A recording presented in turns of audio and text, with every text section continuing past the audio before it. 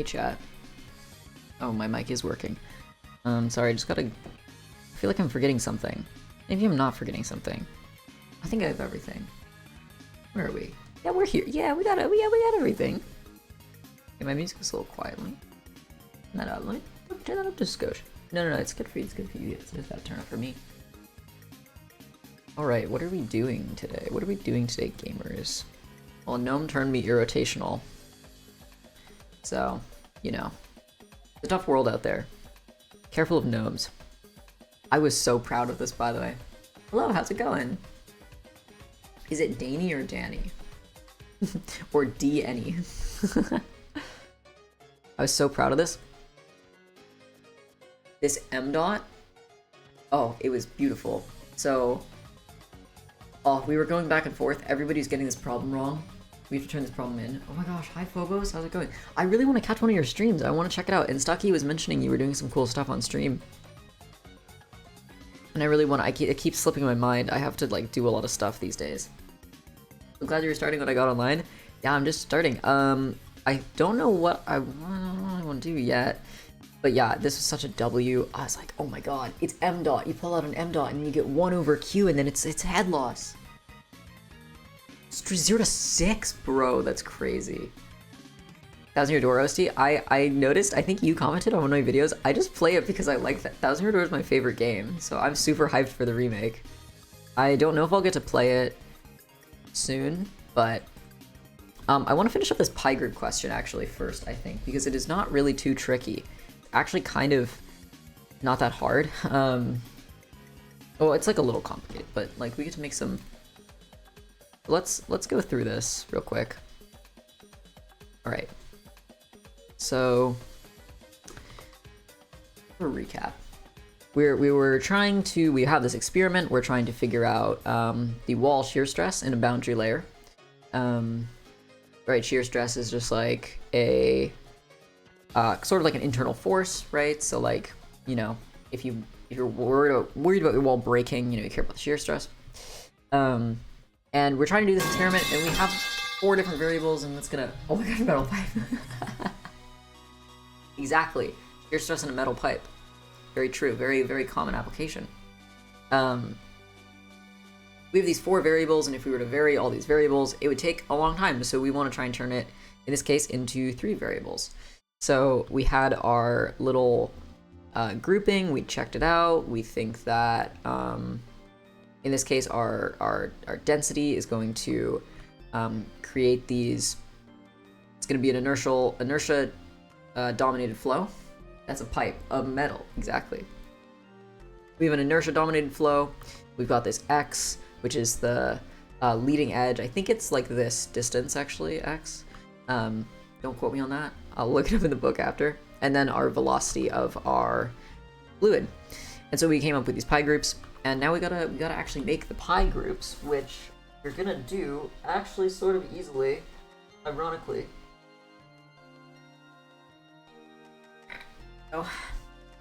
Oh, head pats. Wait, do they work? Did it work? Did it run? If not, I can manually pat. There you go. It might be broken. head pats. I love it when I get head pats redeemed because I haven't had a head pats redeemed in years. Since, well, not years. I guess I debuted and.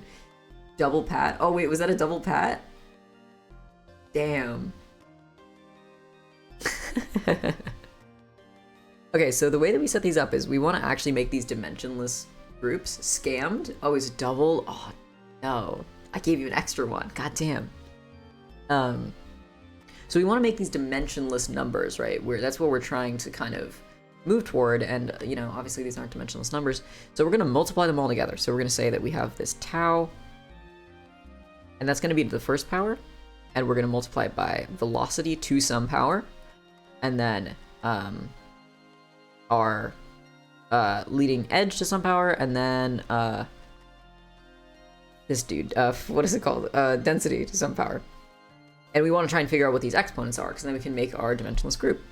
So if we take a look, we're going to have a bunch of different equations here. So we're going to have basically one for each little category that we have up here. So if we look here, we see that tau wall has a unit of 1. So whoever said maths art is kind of correct. It's just when random wiggly lines that are meant to mean something. Oh, exactly. Oh, I want to talk about del.v. I'm gonna remind myself, but we're gonna talk about v.del. I actually kind of figured it out. It's kind of scuffed. I should probably ask Stucky, but Stucky probably knows better than I do about the notation side of stuff. But yeah, it is just random wiggly lines that are meant to mean something, but that's also writing. That's also anything, you know? In terms of our mass, we're gonna have 1 times 1. That's the exponent on tau times how many times it is. Then we're going to have plus a times the exponent for u, which is 1, plus 1 density. C times 1, and then plus 0 b. And that's going to equal 0. So that's the first equation in our system of equations. Making a game of Godot, and so far I've only had 2 addicts. I really want to check out Godot. It sounds really cool. I don't know if I'm pronouncing it right. I think I'm pronouncing it right. So this is going to be 0 equals... And for our length, right, if we look at our length column here, so we're going to have A is going to be... Why do I have... What the... What? Okay, So velocity is not mass per time. That is wrong. Let's change that. That's length per time. Whoopsies. So we're actually not going to have any A. We're going to have 0A. That means that our C equals -1. So that means that our exponent on the density will be -1. I'm assuming it's gonna end up being the Reynolds number or the inverse of the Reynolds number, but we'll get to there. One of our pi groups is probably the Reynolds number. It's usually the Reynolds number is one of them. The Reynolds number is we'll talk about it when we get there. Okay, so for length, then we have for our tau, that's gonna be 1. So 1 times 1 plus A times 1. Plus, what is my v? My v is x. Yeah, x is 1. E times 1. And then rho. Rho is -3. So we have -1 times -3, because our c is -1. We know that already. And then for time, we're not going to have anything for temperature, so I don't even need to write that. And then we're going to have 0 equals... For time, it's going to be... 2 times 1 plus -1 times A plus 0. So A equals 2.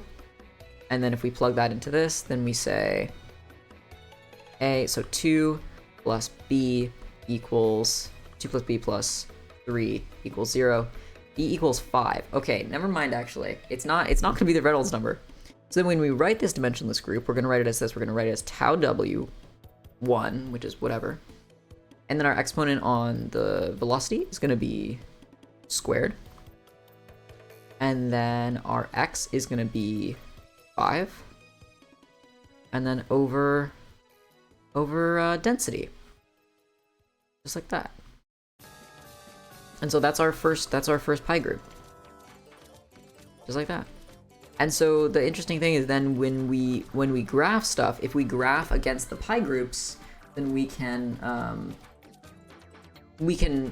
take a bunch of data that is like super scattered, like what is that? And we can turn it into like a really nice, like actually existing trend, which is pretty cool. I'm not gonna try to erase all that. A single variable is offset and my entire collision is offset by a random amount. I don't know why. I'm sometimes colliding with stuff that's not there, not colliding with stuff that is. And again, migrate because everything 0 is 1. Hello, how's it going? We got this first pi group. Now we should probably check to see if our pi group like works out, which we can check units wise. So if we do that, let's see. Shear is in force per area, so we'll do force over area times meters squared per second squared times meters to the 5th over rho, which is kg meters cubed. Yeah, I think so. Okay, so this is not right. I don't think. Why is like, well, okay, wait, force, maybe. Let's see. The force is kg meters per second squared over meters squared. So if I over kg meters squared, or kg meters over second squared over meters squared is going to be kg meters squared times meters to the 7th. Okay, so yeah, this is not, I did not cancel these out correctly, so somewhere my math is wrong. You're the best Twitch streamer, TBH. Oh my gosh, thank you. What the heck? My mic demon is named Rho. Yes, it's a pun on density. Bad omen? Isn't B -5? Yeah, it is. Yeah, absolutely. Oh my gosh. Yep, that would make sense. That would make sense a lot, and that would be great. And that's wonderful. Yeah, it is -5. It is absolutely -5. It also makes more sense because then we're gonna actually get it to cancel out. And then we won't have, although the seconds don't cancel out, I think, which is still weird, because it's kg per second squared meters times meters squared over kg, so the kg's cancel out, we're good on that. And then over meters cubed, which there's still something weird going on. Cos s squared, that. Oh, that s squared is a heart. This one? I got tau -1. Okay, maybe I'm just silly. Let's see. Tau is force over area, right?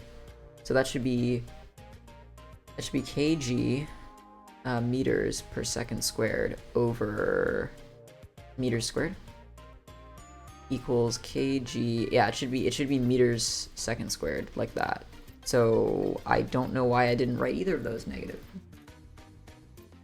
Do you not the I mistype all the time. So now we just have to change everything. You know, so that's fine. It's really not that big of a change. This will be negative.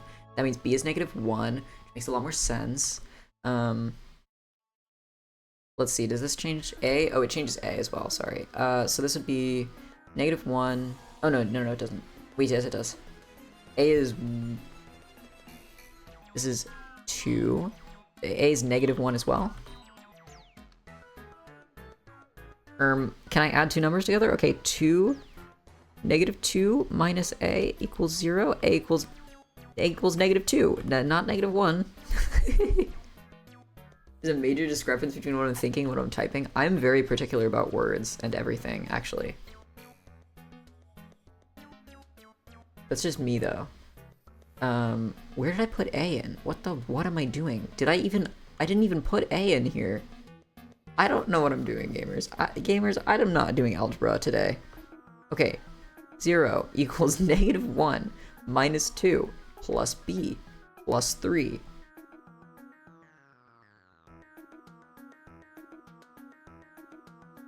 Does B equal 0? Does that make sense? Maybe. I don't care. That it's just kind of all just goes. Yeah, I kind of do that too. Algebra, and it's literally just algebra. What the hell is going on here? It should be like 1, -1, 2, and then 0, 1, 0. Yes. 0, 1, 0, and then wait, that's 3, 0, 1. No, sorry, 0, 1, 0, 1, -1. Yeah, so 0, 1, -1, and then x is 0, 1, 0, 0, 1, 0, and then it should be 1, -3, 0.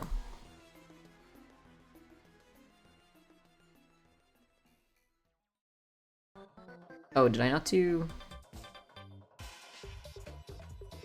Did I flip my... Wait. Oh my gosh, why did I do that?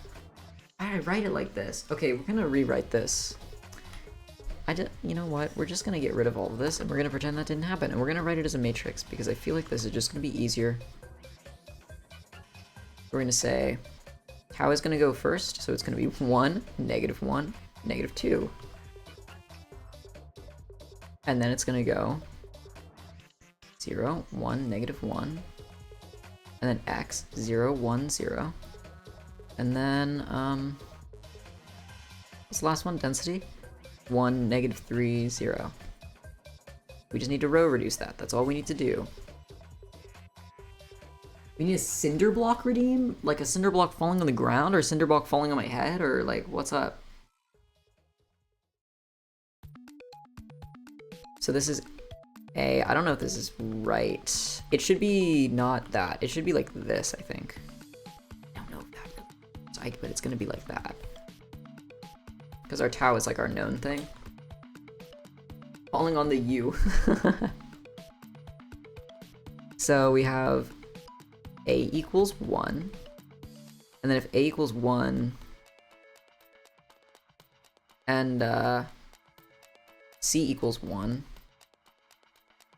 B equals, I don't know, 1 minus 3 is -2 equals -1. 1 plus B minus 3 equals -1. 3, 2. That's a, I think it's 1, not a -1. Why are they all 1? They shouldn't all be 1.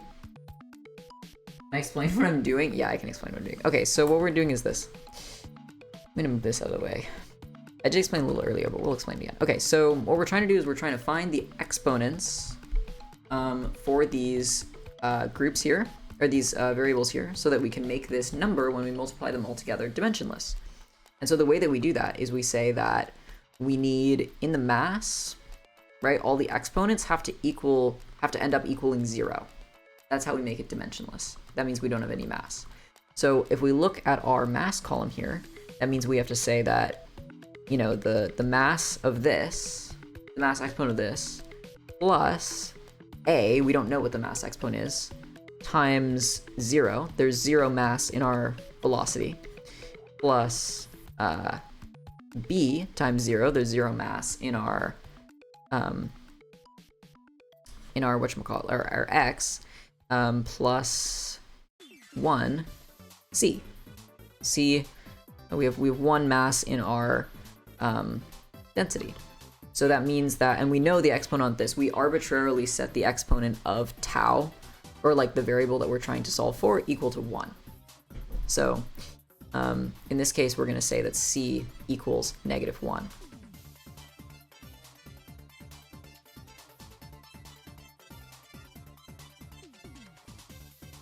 And then we can do that for the other ones as well. So we can take length, right? Or let's take time. So time is this one. And if we look at our time, we end up with -2 plus A times -1 equals 0. So A equals -2. What am I doing? I was saying C was equal to that. Oh my god. And then we just have to do the last one. Yeah, okay, so there we go. And then we'll do length. So 1 plus A, but we know A is 2, so 2 times 1 plus B, which we don't know. B times just B, or B times, sorry, B times is X, so it's 1. And then plus C times, this is our density in our length, -3. And C is -1, so this is -1 times -3 equals 0. And then we have 3 minus 3. B is equal to 0. Which makes sense, I think. Does it make sense? Well, maybe it doesn't, because it shouldn't be equal to 0. It should probably be equal to like 1, because tau has a oh wait, no, that's length, or no, that was time. No, I don't know. It's a little scuffed. But we can check our units. So if we write it tau wall. Is it a good thing I don't have any red 21? What's 9 plus 10? 21? Well, it's 19, but yes. On the top, our a equals 2, so it's going to be u squared. And then we're going to have c minus 1 down there, and then it's just this, I guess. So let's check our units again. This is just our units. Force over area. So that's kg over meters second squared times meters squared over second squared. Our second squared don't cancel out. What is wrong? I'm 2 gen alpha? No, I know what that is. I just hate vines. Or whatever. I don't remember like what it was from, but it makes me mad. Okay, well, I can't, apparently I can't do algebra today, chat. This is just me failing at an algebra problem. My equation isn't canceling out either. Okay, maybe we have our tau wrong then. Okay, at least someone is doing this with me, so I'm not like... Let's check units of tau. Units of shear. It's force over area. Yeah, pascals, newtons per meter squared. Wait, meters squared. Wait, yeah, that is meters squared. Yeah, what am I talking about? There's gonna be an extra meter on the top. Wait. If I do this, let's try doing this. Let's see, kg meters per second squared. Meters squared. And then we have meters squared there and there. Yeah, the second squared not going away is weird. Oh, personal homework. Lol. Do you have the solution? No. We don't have solutions for this class. This is a you know it's wrong because you do engineering. But like that's the thing about my streams is like my streams are not like lectures. I mean there's sometimes I'll do streams which are more lecture-y, and I'm down to do lecture bits, but like my streams are just like some guy like fucking around trying to solve things. So we'll figure it out, don't worry. Let's check our units. So oh, it's probably because there's a length. No, that's fine. Yeah, Newton meters, so that's fine. Meters squared. Is our velocity right? Our velocity should be right. Is our viscosity? We're not using viscosity yet, so it doesn't matter. Density is mass per. Yep, and then that should also be right. That's so odd. I wonder, let me just row reduce this matrix real quick and see if that helps. If it's just my row reduction, then that would be funny. I mean, it would be depressing. But then again, I'm not a calculator, so not that depressing. And then after this one, I want to finish up the, I really want to mess around with that other differential analysis one we were doing too. And then we can do some Fourier transforms. Sorry, not transforms. I just got too excited and I called them a transform. It's a good mouthfeel word, transform. 0, 0, 1, 1, 1, 1, negative 3, negative 1, negative 1, 0, 0, negative 2. I wish I had asymptote working because my little puppy dog down there is he's a calculator and he could solve it for me. But he's asleep right now. Let's see, B. Wait, what? Is that the one that I set up? Oh, I did just do math wrong. Okay, it's supposed to be A equals 2. No, I did it. Oh, C equals 1, not negative 1. Wait, C does equal. Yeah, what the heck was I saying here? Wait, how the what?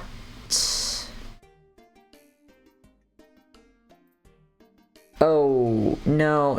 Okay, wait, no, that's wrong. Is it? No, chat. No, don't look at me. Don't look at me. I forgot to put negatives. You have to put negatives in the matrix. No, you gotta negate everything because I moved them over to the other side. Whoops. Okay, that should be right then. If it gives me the same answer, Okay, it's -2, 0, -1. Which...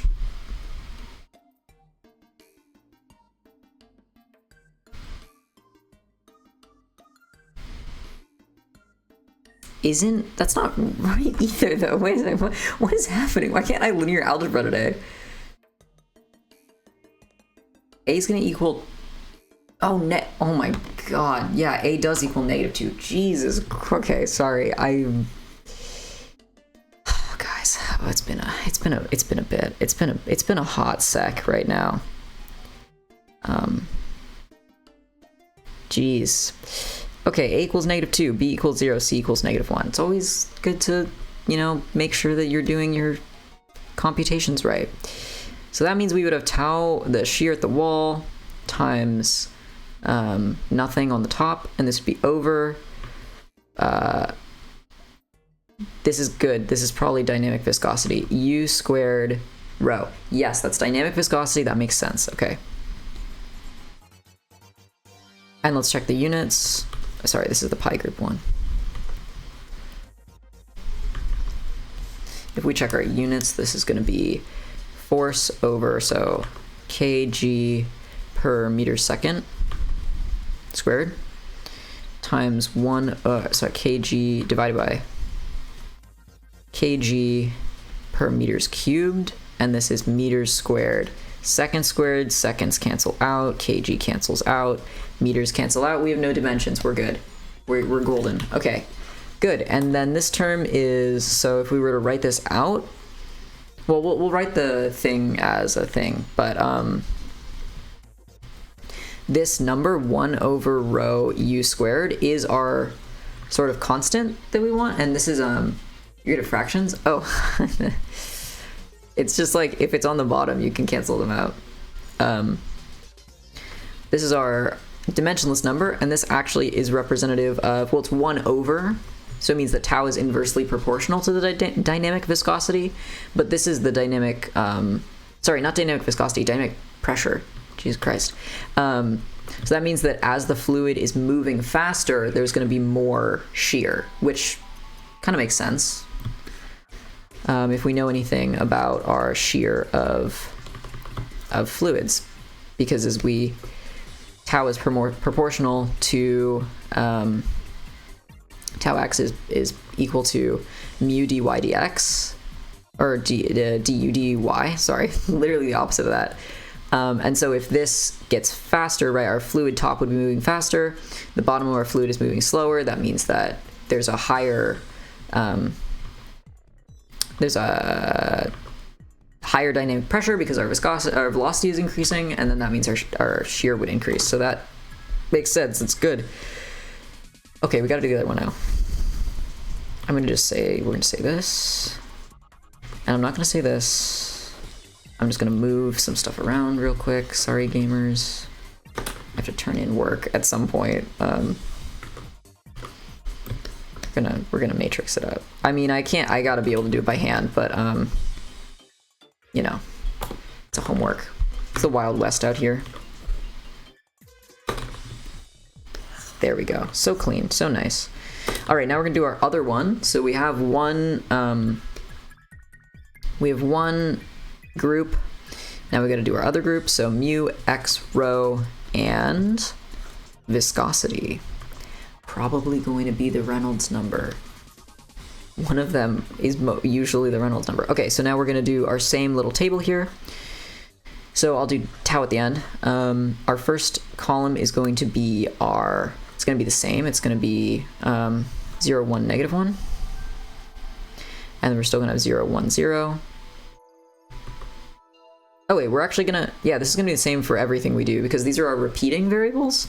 So this first chunk is going to be the same, and then we're going to change our mu in for this. So it's going to be 1, -1, -1 in for that last row, and we'll just solve this out. Just for anyone interested, you know, your TI-84 graphing calculator has a matrix function. You can just row reduce whatever you like, and that is generally what I tend to do. Although, you know, something like Symbolab or another online, like Wolfram Alpha, give you the same thing. All right, I'm just grabbing my RF. It's also nice because like I just put the matrix in as a little function type guy, and then I can just change it a little bit. 111. Did I enjoy engineering statics? I liked statics. I was molding very hard over centroids, which I think is funny because my roommate is taking statics right now, and he's like, I was like, oh, you're gonna get to centroids and you're gonna hate your life. And he was like, hey, so, you know, I did centroids and they're not that bad. Oh, I forgot to change them to negative numbers. But yeah, that was the only part I didn't like because it was very computation heavy, and I'm not very good at computations stuff. But I liked it otherwise. I think that it was very, very similar to what I did in physics. I think dynamics was a lot more interesting for me. It was actually kind of hard. Or not, yeah, like not even really. It was just time consuming, TBH. This is our Reynolds number, by the way, which is, let's go. So our Reynolds number is going to be rho x u. Wait, is that right? I'm pretty sure that's the Reynolds number. Density, wait. I'm just like lying. It's like not the, yeah, rho, yeah. It's the inverse of the Reynolds number, but that's like, we're chillin'. We are chillin'. So then the way that we write this as a function, if we want to write it as a function, we write this, we say tau w over rho, like this, equals some function of mu rho xu. And so then, you know, like you could move the other thing to the other side. But these are our pi groups. And so if we had a bunch of data and, you know, that was just measuring these different variables, and we were trying to plot them together to try and get some sort of trend line that could allow us to predict a wall shear stress for a bunch of different values. And we were like, man, the viscosity is not correlated with the density. It's not correlated directly with the free stream speed. Then we would plot the Reynolds number and the dynamic pressure, and we'd be able to figure that out. And that's pretty cool. We'd be able to get a nice trend line out of that. And like, it's nice, it's a little easier with matrices. I think that, you know, it's not like, I don't know if linear is a prereq for this class. I don't know if you necessarily have to know linear. Oops. No, my mic is good. I thought rho came out for a second.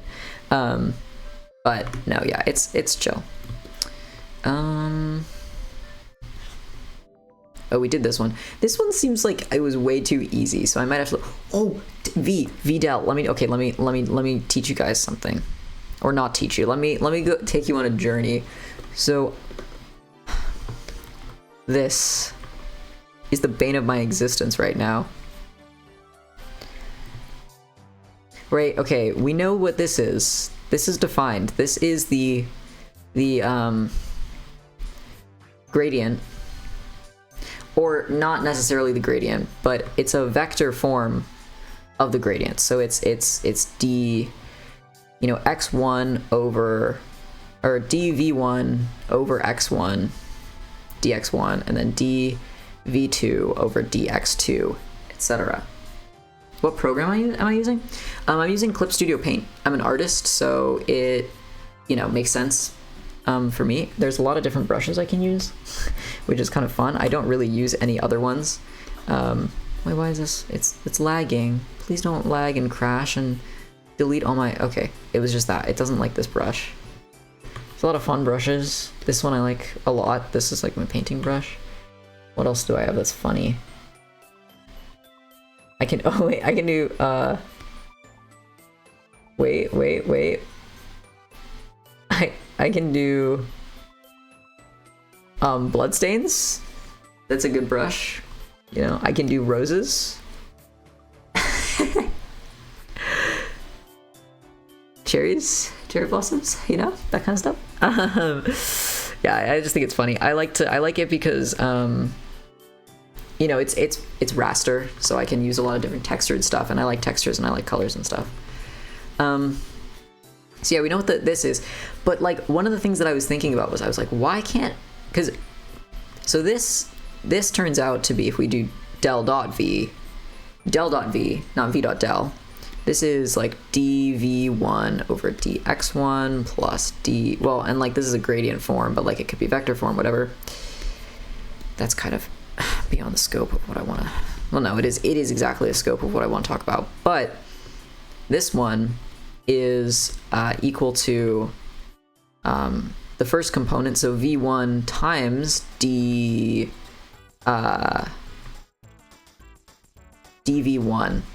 over dx1 plus v2 times dv2 over dx2, etc. And I was like, man, why can't you write it just like this? V times delta v? Because that's kind of what this is. Like, you're doing the components of v and then multiplying it by delta v. But then they were talking about tensor math and how you take this half of the convolution, and I was like, okay, I'm tapping out. So that's my hand wavy thing of, okay, just at least for fluids, you can probably think about it like this, and it'll help you remember it more. But the physical meaning of it is like maybe less important. Like, people were saying like, well, the physical meaning of this means something, whereas this means nothing. And I'm like, well, yeah, but also it just like kind of sucks notation wise because it feels weird. Oh, the other thing for the program is this is just engineering paper. It's just on a background at the bottom of my thing. So like, you know, I can just turn it on and off. I like this, and I like the green engineering paper. There's some like yellow one that people use sometimes too, and I'm not as big a fan of that one, TBH. I'm gonna bring that up, and then we'll do, well, this is problem 2. This is problem 3. There we go.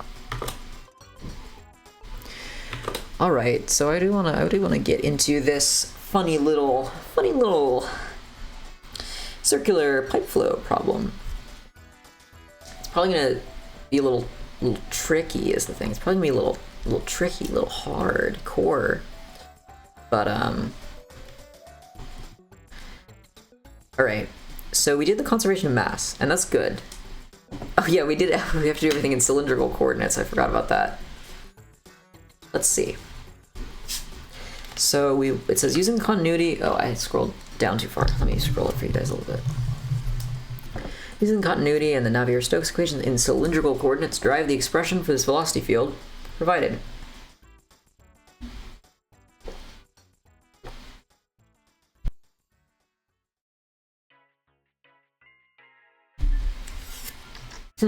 Consider looking ahead to fully understand when the fully developed assumption is reasonable. Interesting. I'm gonna leave it. I spelled developed wrong, I just realized. Fully developed. Oops. I do that sometimes. I just write a word and I'm like, yeah, that's, oh my god, I deleted the whole thing.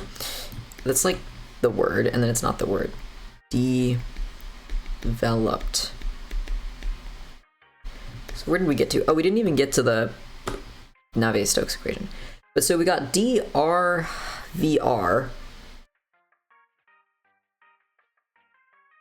I don't even really know what that is, so maybe let's look at that. Let's go on a little journey.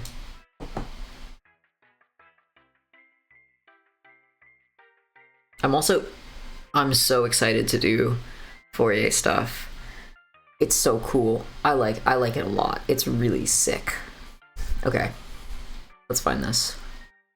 That's basic equations and whatever. Momentum equation, Navier Stokes in 3D, please. Not in 3D, I lied. In cylindrical coordinates, please.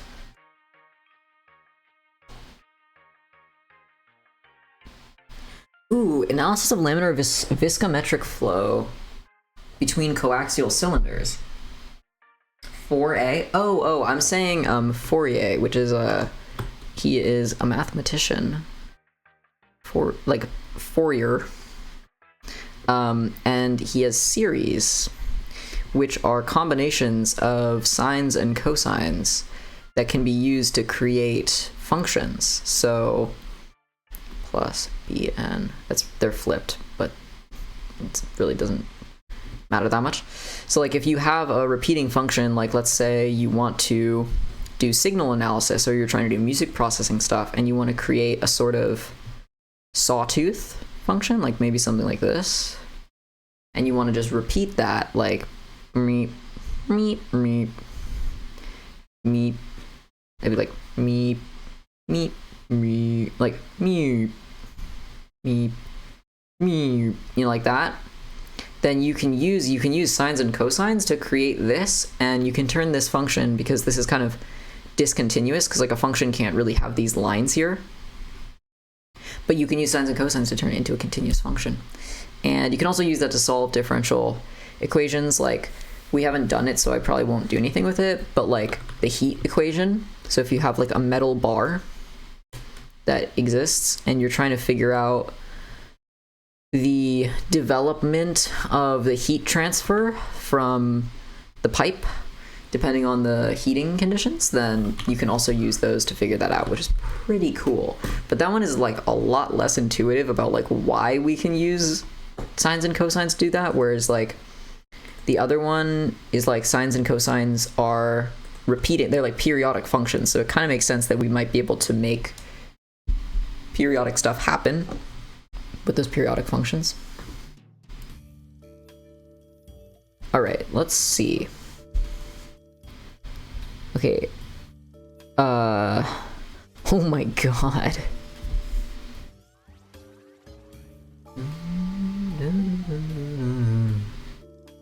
Okay, this seems complicated. Well, semi-complicated. We're gonna split Navier Stokes into multiple, into each dimension. So Navier Stokes is a vector equation, and we're gonna split it into its components to work with it. Instead of like the linear momentum, the conservation of mass, where we left it as one big thing, we're gonna split it up. We're gonna see if we can make some progress. This might be a little painful, but it's hard. It's gonna be rho times dvr over dt. So that's our steady state term, which is gonna go to 0.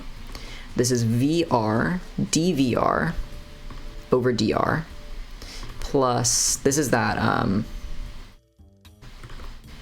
this is the start of our v dot del, I believe, dvr over d theta minus v theta squared over r. And some of these terms just come from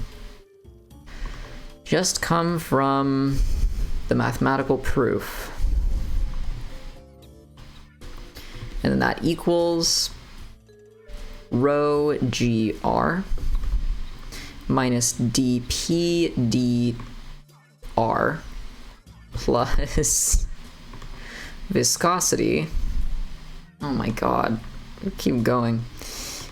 ddr times 1 over r dr times rvr. Oh my god, I'm running out of space. What the man? I'm gonna leave some space so we can cancel a bunch of stuff out. I don't know how people feel about the double equal sign. I think the double equal sign is okay. If you don't have anything else on this other line in the way, I think a double equal sign is fine. Because you're kind of like telling the person that you're about to do something, you know? D squared v over d theta squared minus 2 over r squared dv theta over d theta. Is that right? Nope. Yeah, it is right, sorry. And then d squared vr over dz squared. Sometimes I add more equal sign as a decoration. I don't know, it's really, really equal. Oh, that's Gigabrain. You're playing 4D chess. I'm just gonna start adding, you know, unequal signs.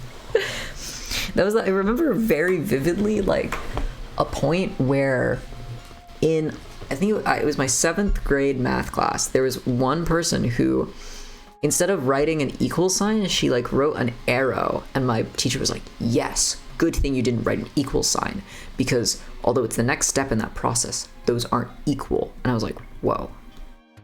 Whoa. Big brain. Crazy. Okay, what can we cancel out? Well, we can get rid of this. That's steady state. I'm gonna make notes on why I'm canceling them out, because I'm not gonna remember. Okay, the pressure gradient dp/dz can be treated as constant. So that means that as we take equal slices along here, the pressure gradient is the same. And it's fully developed, so that's fine. That's good. Though they give us that it's fully developed, so I don't even have to fully developed, so I don't even have to worry about that. And it's laminar, so we don't have to worry about that either. We do have to worry about the Newtonian. Oh, I have to start doing, oh no, I have to start doing things. Okay, so dp/dz is actually equal to the pressure change over L. Okay. Oh, here, I see. So they're just giving us that. Okay, I don't know if there's going to be any dp/dz's that we encounter in here. Well, I mean, maybe we should just specify the flow. Like, I guess the flow is going this way. Do we know that it's... Do we know how many components it has? Can I say... Okay, well, I can say that... Okay, if we look at the radius, if we look at a radial view, maybe I should draw that over here. So, like, this is r. And this is theta. So theta is if we turn, r is if we go out towards the center. Okay, do we think that it would change as we turn around? Like, is the velocity here going to be different than the velocity here, going to be different than the velocity here, than the velocity, etc.? I don't think so. I think also, just from what I know, it's probably going to look something like this. Or like this, or so, like there's, I think there's going to be, like, I think it's going to be parabolic, but I also know that, like, at the... It won't be like the second one I drew. It'll be something like this, because like the velocity at the edges will be like 0, sort of. So I think it's mostly going to vary along the z. I don't think it's going to vary along the theta. Like, I think that it's going to be sort of like this, like a cone and cup scenario. You know, so it's going to look kind of like this, where like if you go along the radius of the thing, then you'll see that like it's the same velocity all the way around here. Although if you go in more, then you'll have a different velocity, I think. And if you go back, then you still see that same cone happening. So that means that there's no change in velocity in the r, and there's no change in velocity in over dz, is what I'm assuming. So, well, fully developed says there's none in dz. But I'm going to assume that dv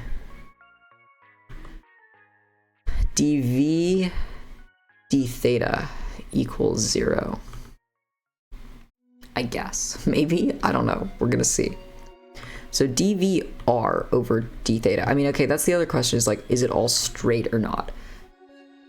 Sadly, I live on the other side of the... I can't stay, I need to sleep. Oh, no worries about it. No worries about it. I'm going to stream earlier over the summer, so it should be a little more friendly for EU people.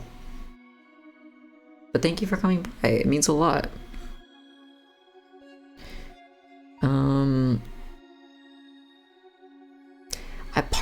I want to say that it's straight, but I don't know if it's straight. You know what I mean? Like, it could not be straight. Is there... I mean, we're gonna, like, figure out some boundary conditions. But right now... Oh, wait. Wait. Okay, so maybe we can get something from this. So DRVR. Let me see. Let me look at this. So when they do it, they say 1 over R, DDR, RVR. Wait, we're given a little something here.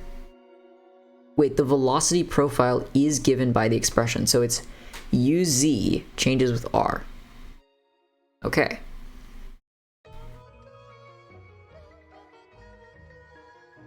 Yeah, UZ equals R and not UZ comma R. Yeah, so we don't have any change in the Z direction, and we're given a velocity profile.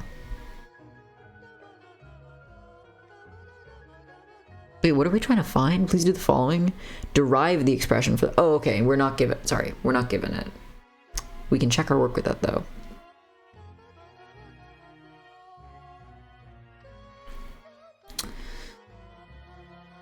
Okay, we're gonna have to do some boundary condition stuff for sure. I don't know if I want to write this like this, though. I don't think this is the way to write this. Also, I'm missing an R. It should be like... Maybe I'm not missing an R. Wait, where was I writing this? Oh, maybe I was doing a larger version of it. Let me see. There's a good chance I was doing a larger version of it.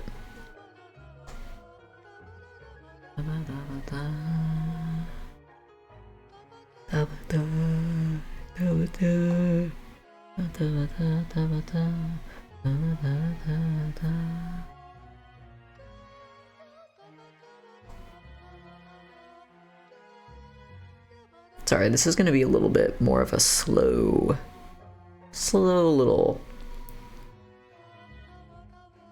ramble through some theory. A little bit of groping around in the dark. Where's my... Wait, what? Did I just skip over? No, conservation of mass. Sorry, cylindrical system. Here we go.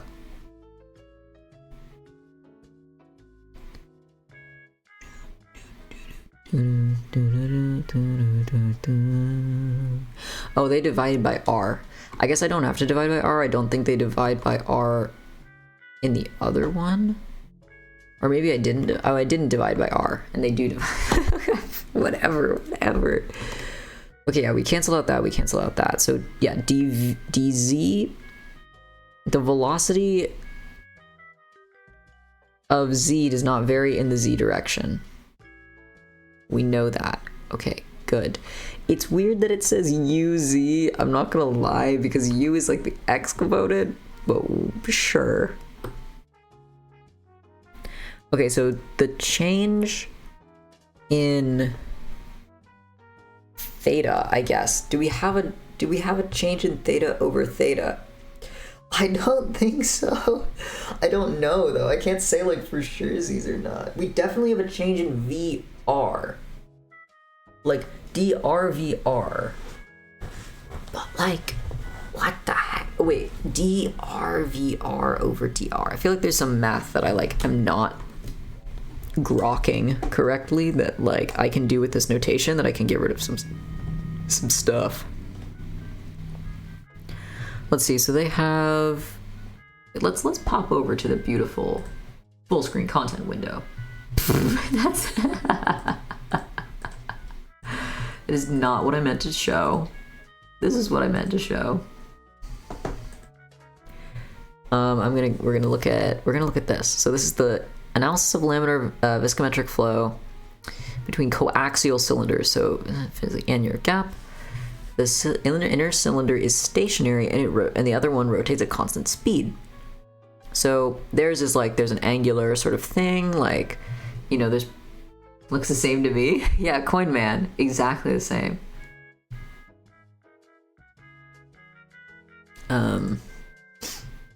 So continuity and Navier Stokes equations are simplified to model this flow field. Oh wait, no, this is what? Oh, find though. I thought those were their. Wait, what? Okay. So. Tangential shear stress written for incompressible flow with constant viscosity. Wait, they just cross stuff out. So this one I know. This one we can do because the steady state or the fully developed profile. But this one? What? Why can you cross that one out? It says 4. I don't know why 4. Oh, maybe they're here. Okay, circumferentially symmetric flow. So properties do not vary with theta. So dd theta. That's sort of what I said, dvd theta, but we should, I guess, say dd theta instead for ours. So it's a symmetric flow. If there's a symmetric, ours is probably symmetric. So that means that dd theta then of anything would just be 0, I guess, which is kind of crazy. dd theta equals 0. So this just equals 0. This doesn't even... Dang, they aren't playing around. Okay, so that means the drv, so like dvr over dr then is 0. So like, this might be 0, I'm not sure. Let's see, maybe they do something like that. Let's see if they do that. So in the r component, whoa, they cancel like everything out. Okay, so they cancel out the, so there's this, they cancel out steady state. 5, what is 5? They refer to something by 5, and I don't know what they're referring to as 5. Was there another equation 5? Nope. Awesome. Oh wait, sorry. Let me pop it back here. 5. Where's 5? I don't see what 5 is. You see how they stop this one with, they get rid of this one with 5. Maybe this is what they're calling 5? Which would make sense. But like then, which one are they calling, like... Okay, 1 eliminates time variations, 2 eliminates space variation density, fine, that's like, whatever. Assumption 3 causes all the z terms in the component to cancel, except for hydrostatic pressure distribution. Because d theta equals 0 and ddz equals 0, then ddr equals, partial with respect to r equals, okay, the continuity equation reduces this. Oh, I see. We did something similar to this in another proof that we did. Okay, let's take it slow. There's a lot of things here. I think it just is overwhelming. It's overwhelming me, okay? I don't know about you, but it's overwhelming me. So what this is really saying is like ddr, so partial with respect to r of rv. Sorry, r and the radial component of velocity. So that's our velocity like outward, which isn't gonna exist. Oh, and that, yeah, so it doesn't exist. Okay, so it equals that. I'm actually just gonna write this. I think I'm gonna replace that other one. Get out of here. Okay. I think that makes more sense, like, conceptually. And then this is going to equal, actually I'm going to change this to non-partials. ddr, so then vr times r equals constant. Vr at bc edge equals 0 because it's a membrane that's impermeable.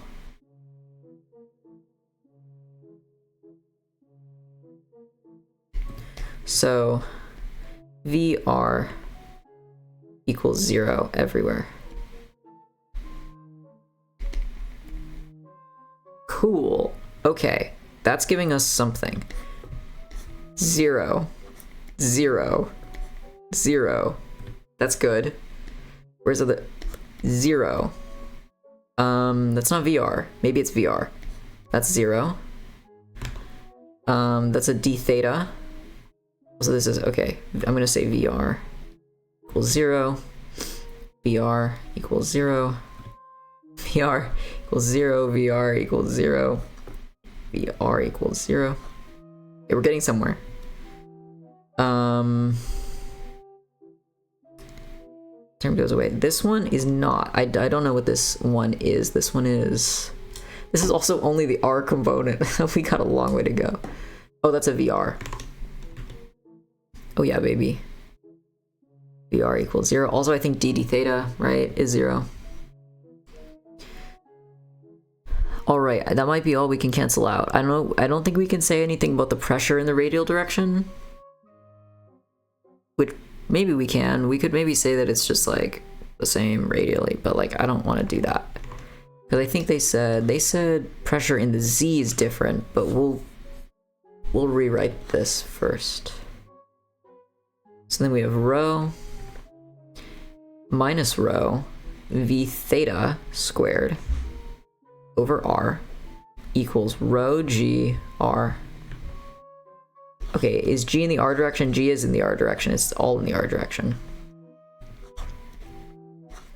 Rho G plus minus d p dr. Sorry, that's partial. My pen pressure is breaking. Don't worry about that. And I think all those other things go away. Oh, wait, they don't... Oh, that's a theta component. Yeah. Okay, we're getting there.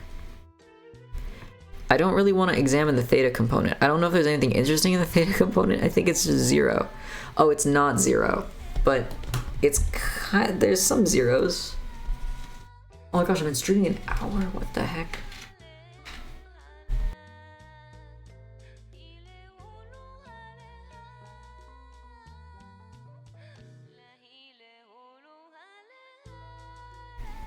All right.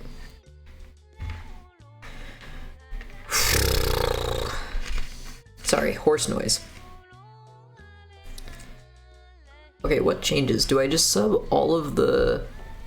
I think I just sub all the V's, the R's for thetas. Except that VZ doesn't change. Oh no, it changes slightly. Okay. Fine. This is one thing that exists. Now we have rho d v theta dt steady state plus vr. Nope. Yes. vr dv theta over dr. Not sure about that one. dv theta over dr. We'll figure that out. V sub 0, oops. V sub 0, what the heck am I talking about? Over r. dv theta over d theta. I've never written this out fully, so this is the first time I'm just struggling through it. It's fine. v theta over r plus vz. Oh, I see. Okay, so it's you are subbing most of the stuff out. The issue is my d's, my little d's are starting to look like thetas. Okay. Equals rho g theta, that's 0, minus dp d theta plus mu d theta 1 over... No, it's ddr still. Oh, the bottom subscripts don't change. 1 over r ddr rv theta. Is v theta 0? No, v theta is not 0. In this problem, it might be. Because, so like our theta direction would mean that it's like going out or in. Which I feel like violates our linear momentum or something. Because if it's going out, it has to go in, you know? Maybe not though. We'll hold out hope. I'm not gonna cancel it.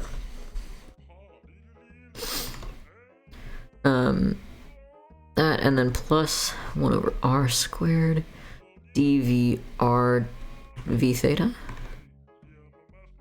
Nope, d squared v theta over d theta squared plus 2 over r squared dv theta over d theta plus d squared v theta over dz. Okay, dz squared, this is definitely like steady or fully developed. Like we're not changing profiles over that, so that's okay. And then d theta, we don't have any information about d theta, do we? Wait, dd theta is 0, so this is 0. Right, that's from assumption, in our case, assumption 4. In their case, assumption... Oh, wait, they cancel... Oh, yeah, okay, no, assumption 4, we're chilling. D theta, and then this one stays, because, like, okay, so ddr is not 0. It's the thing. R is not 0. DDR, again, not 0. R v theta, we don't know, we haven't assumed v theta is 0 yet. And then the dp d theta, I mean, we could say that there is, I'm gonna say dp d theta equals 0. Yeah. Wait, that's a d theta equals 0. What am I talking about? We always said that it's not. It's symmetric. Lol. Okay. And then some other stuff we can cancel out, so d theta equals 0. And then this one I think would stay. No, wait, we said VR equals 0. Do you ever do computational fluid flow and heat transfer? Well, so like I just started fluid stuff, so not yet. But heat transfer, I have to wait a little bit to do because I have to do more thermo. And then computational stuff, I don't think we do as much computational stuff. I think that's one of our like upper div things, probably like numerical analysis type stuff. But these are sort of back of the envelope calculations, as it were. Like, we're not really doing as much of that kind of stuff, unfortunately. Sorry to disappoint.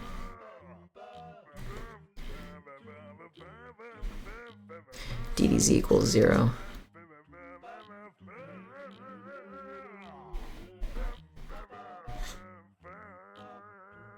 And then does that VR, I think that stays. So rho VR dv theta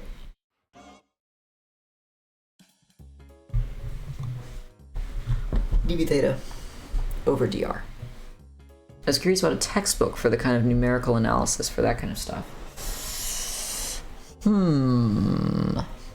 I mean, I could definitely, if you wanted me to like ask my professors, I definitely could ask. I don't have any off the top of my head. I don't know. I think, like, is it about like you want to write your own models, or you just want to use models that already exist?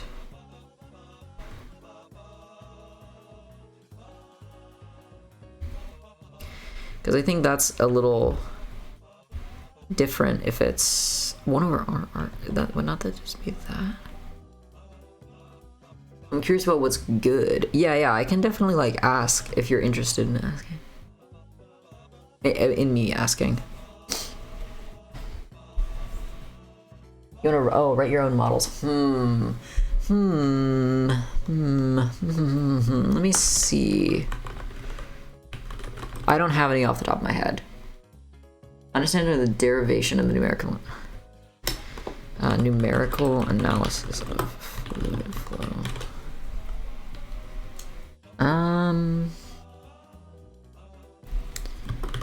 Like my gut instinct is that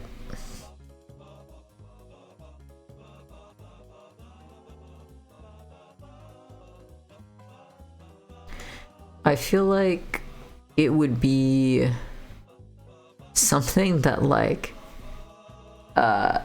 interested. Yeah, sure, I'll definitely ask my professor. I'm sure he has, actually he might not have something, but like he'd probably have like a direction to go in, because he does more experimentally based stuff.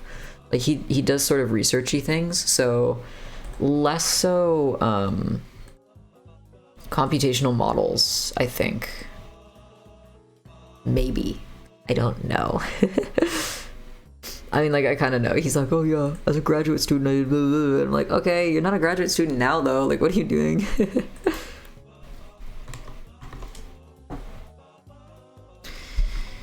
Okay, we got that, and then... Wait, they have tau in their final one. How do they get tau? What? Tau r theta equals...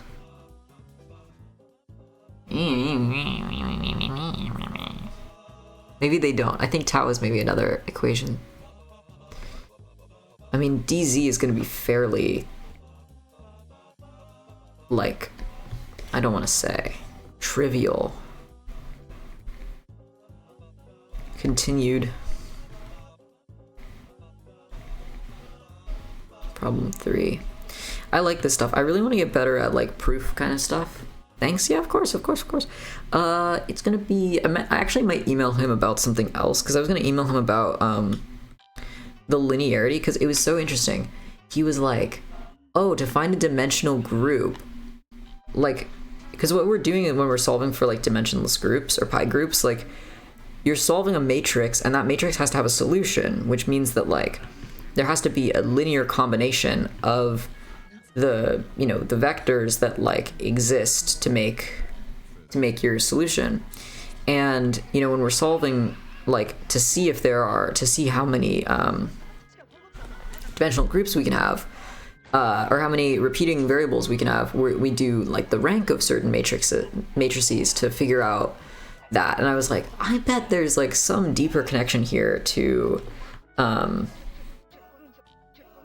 like linear independence and, you know, solution spaces and all that. And I was like, I'll ask him about that. And he was like, I don't know. I don't like it. Awesome. Thanks. But yeah, sometimes it just be like that. Wait, I didn't label when we were doing X, Y, and Z. Let's label those. Sorry, not X, Y, Z. Jesus. What is this one? This one is R. And this one is theta. And this one is Z. Okay, I'm just gonna copy it. What are you working on problem-wise right now? And he says you're working on something that wasn't working out. Linearity's great. I know, linearity's awesome. Linear is so cool. Linear independence, all that good stuff. Rho. Let's see. E, Z, D. DT. Okay, that's 0, steady state. Plus. Multivariable calculus? I love multivariable. I really like multivariable a lot. Multivariable is one of those things where it's like, stuff just felt so... Well, okay, it was very much like kind of grimy when I started out. Because everything feels kind of like, you know?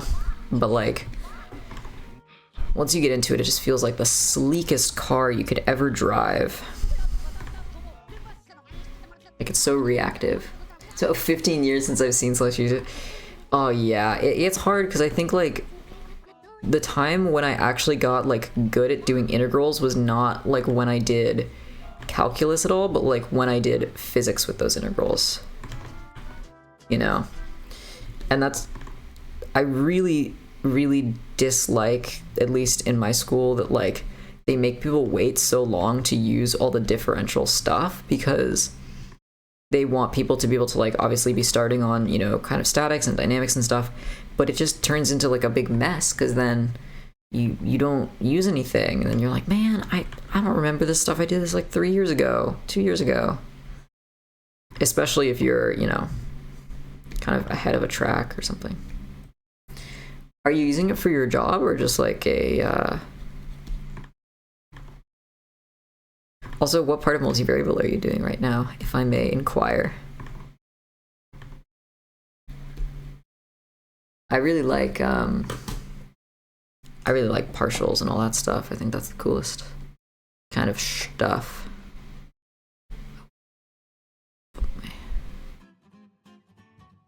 Trying to pivot careers. Ooh.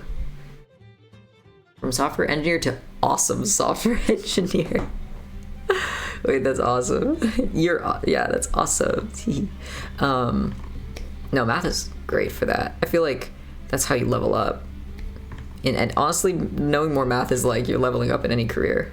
Let's see, are there any DZs? Okay, DDZ equals 0. And this one, DDZ equals 0.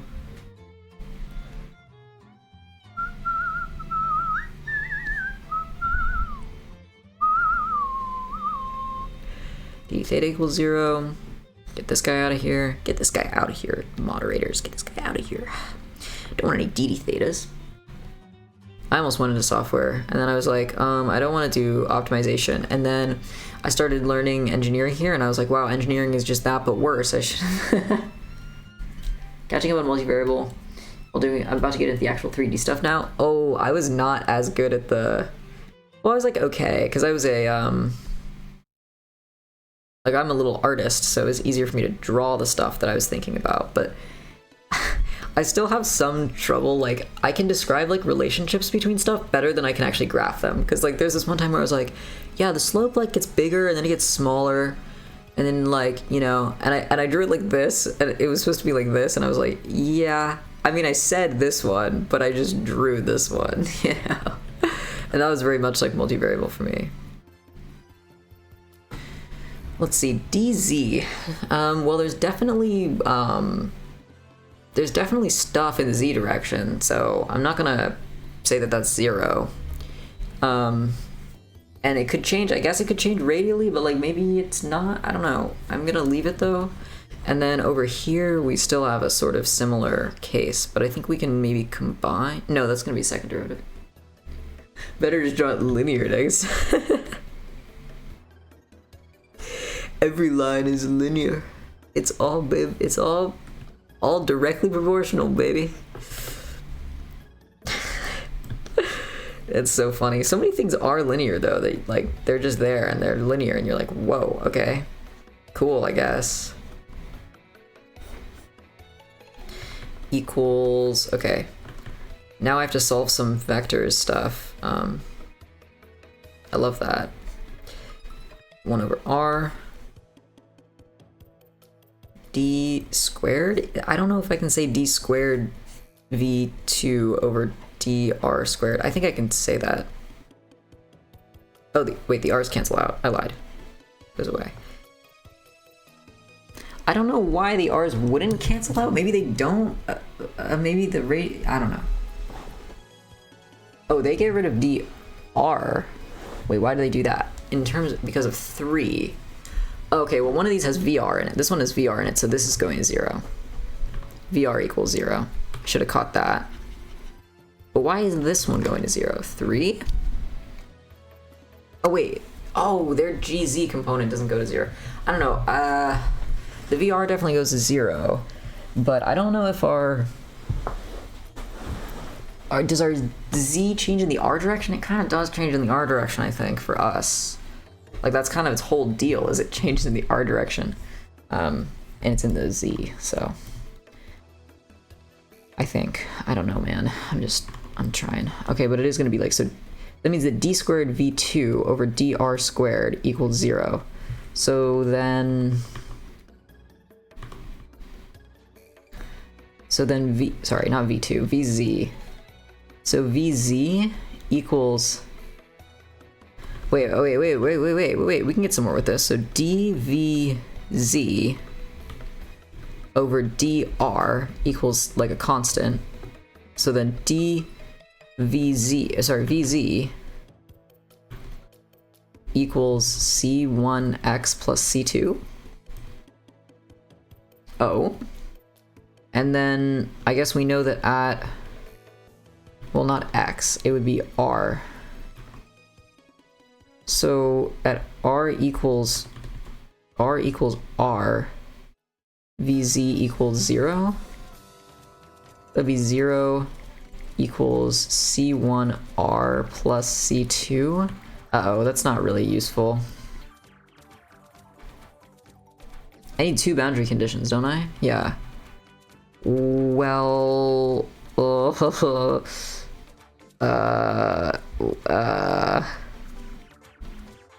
that's a no slip condition. I mean, I could say plus or minus R, but that's not really gonna give me anything, is it? Not really. Okay, there's another boundary condition there. Maybe I need something else to do that. Alright, now we've finally gotten that. They're using tau, like a shear, to find a shear stress, because they are asking for the shear stress. We're not really asked for the shear stress, though. We're asking for the... Oh, also, that does not look like what we have right now. Yeah, that's not right. There's something wrong that's going on, for sure. I don't know if I'm good enough at this part of it yet to be able to figure out what's going on. So maybe we'll just switch over to Fourier. Fourier. Sorry. yeah, we could do a little. Yeah, we'll do a little Fourier. We'll do the Fourier analysis. We'll do some Fourier.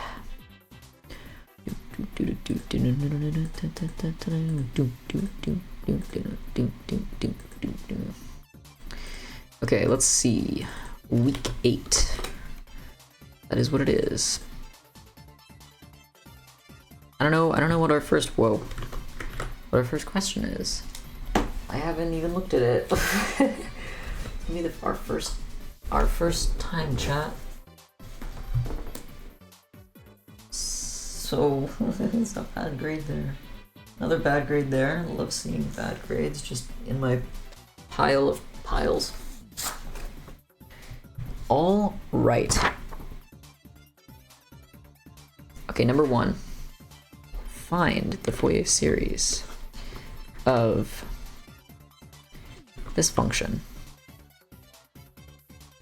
F of x equals 0 for -2 to 0, x, and then 0. We don't have any symmetric intervals because he hates us. I'm kidding. No, it's okay. We just can't really do anything about that. So, showing at least, sketch the function to which it converges, showing at least. Okay, so we should draw f of x first. Told us to do that first, so let's see. 1, 2, 1, 2, 1, 2, 1, 2, 1, 2. Never done Fourier analysis, but I used an FFT. I do not know what an FFT is. What is that?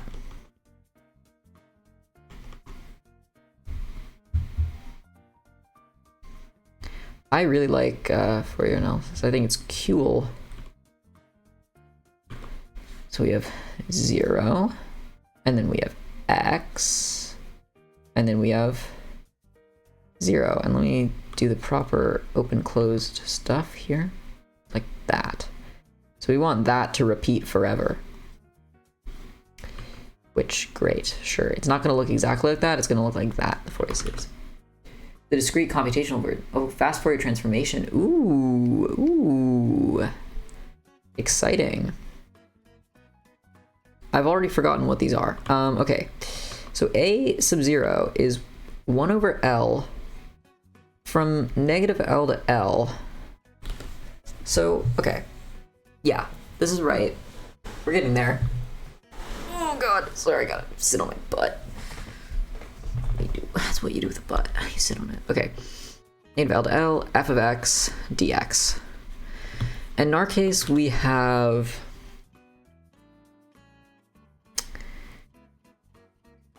We're gonna have to split up our period into stuff anyway. But I guess our half period is 2. This is gonna equal 1 over 2, and then get ready for a couple integrals. So we're going to go from -2 to 0 of 0. Well, guess what? That's 0. Plus 0 to 1 of x dx. And then plus, oh, look at that, it's 0, no way. So that's gonna equal 1/2 times, and we're gonna get x squared over 2, and we plug in 1/2. Equals 1/4, which, I mean, we also could have thought about is, well, if, wait, that should not be 1/4. Should it be 1/4? It should be the area under this triangle, 1/2 base times height. 1/2, it should be 1/2, it shouldn't be, oh yeah, it's 1/2 times 1/2. Yeah, I don't need to do it, but I need to write it out because it's good to know. Because we're gonna write out this one too, and it's gonna be the same kind of thing, but a little different. So this is a, if we take a look at this function, it is not odd nor even, although it has some quirkiness, so, you know. It's probably gonna be sigh. It's gonna have sines and cosines, so we have to do both of these, unfortunately. Well, maybe not unfortunately. It really is just one integral. I'm not even gonna bother writing the zeros because they're zeros, so. I mean, it isn't a symmetric thing, so it's gonna be integral from 0 to 1 of x cosine pi nx over L. But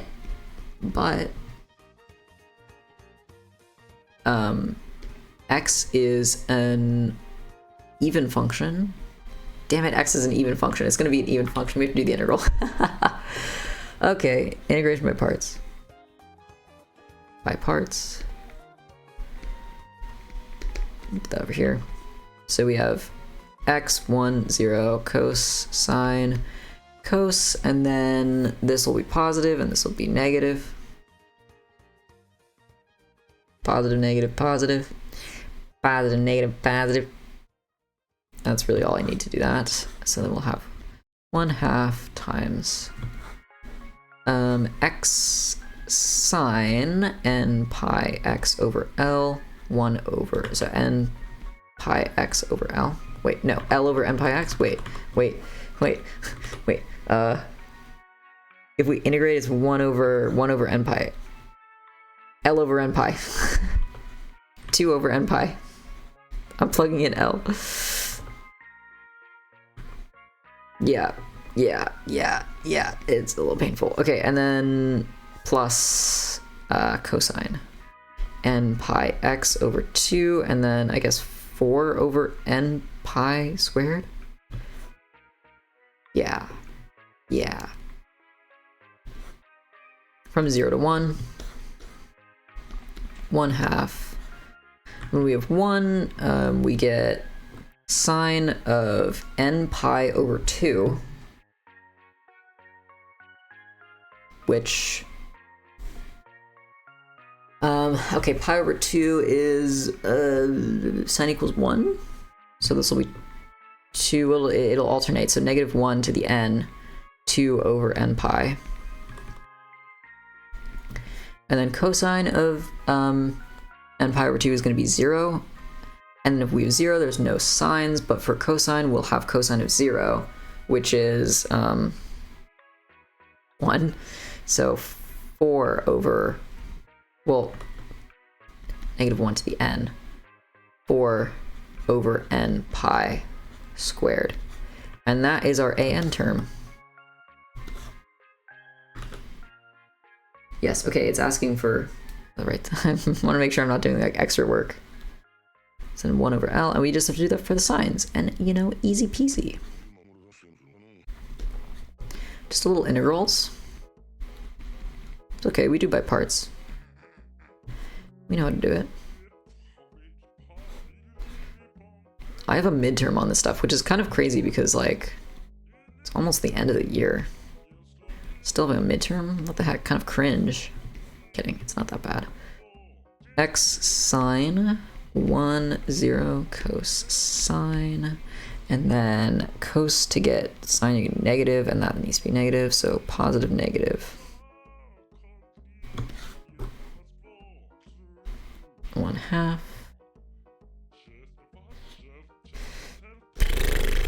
negative x cosine n pi x over 2, 2 over n pi plus... It's just flipped, which is kind of nice.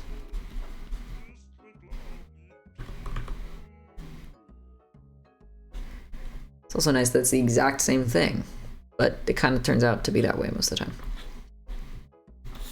Oh, I hope this is right. If we graph this and it's just like super wrong, it's gonna be kind of sad. So this is gonna be -1 to the n plus 1, probably. Wait, for cosine, for x equals 1, cosine's gonna equal 0. But for it equaling 0, cosine's gonna equal 2 over n pi. And then plus sine is gonna be -1 to the n.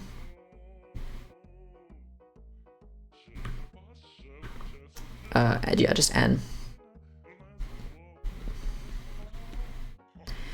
Nice. Nice. Nice. Okay, now we just have to graph it. Oh, you know, just graphing it. Let's take a trip to Desmos Town. That wasn't even that long. It wasn't even that long, chat. We're fine. Let's learn together. Let's do that, Desmos. Okay, how do we want to do this?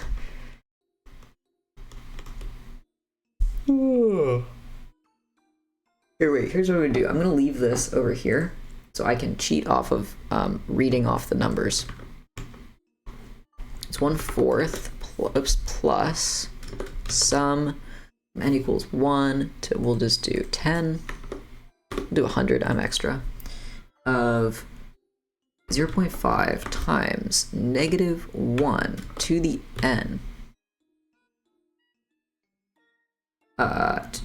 2 over n pi, 2 over n pi plus -1, negative q, -1 to the n,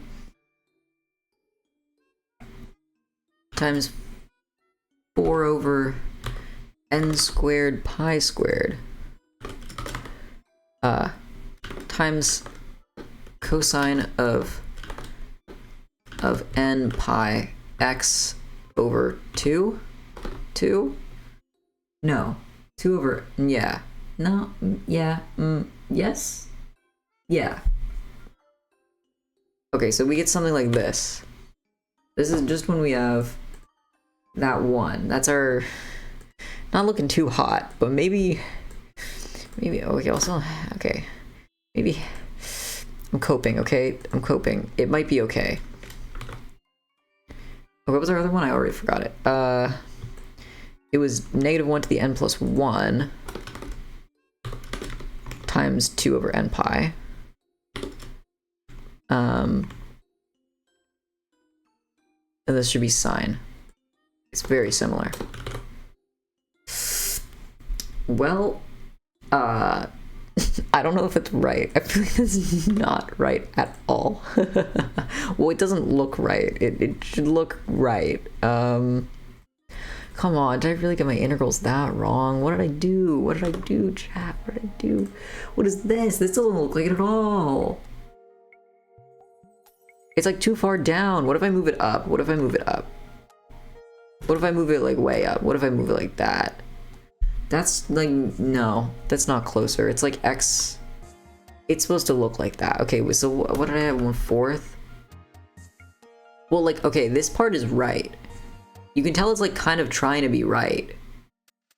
But like, it doesn't, it's not getting the 0 parts.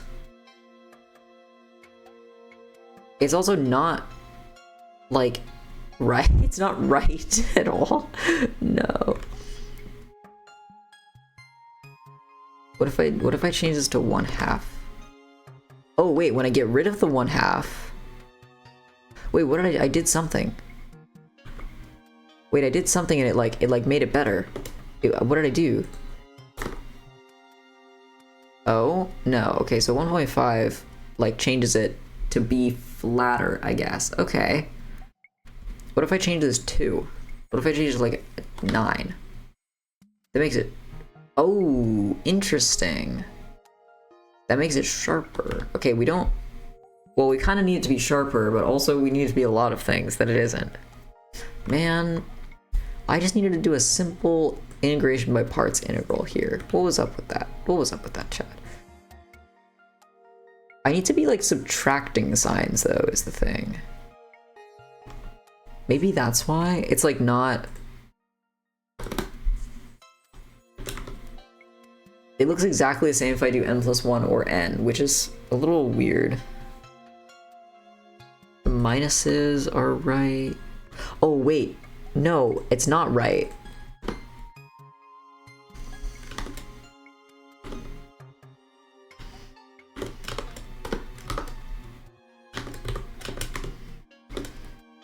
Aha. Of course it looks the same when I don't put -1.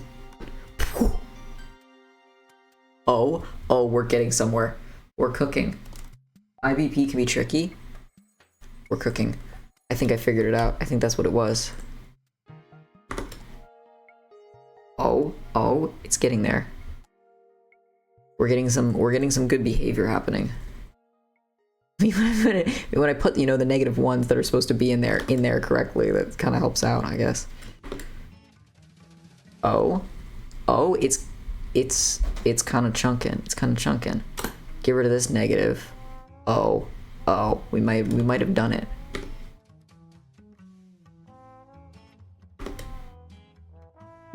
Okay, no.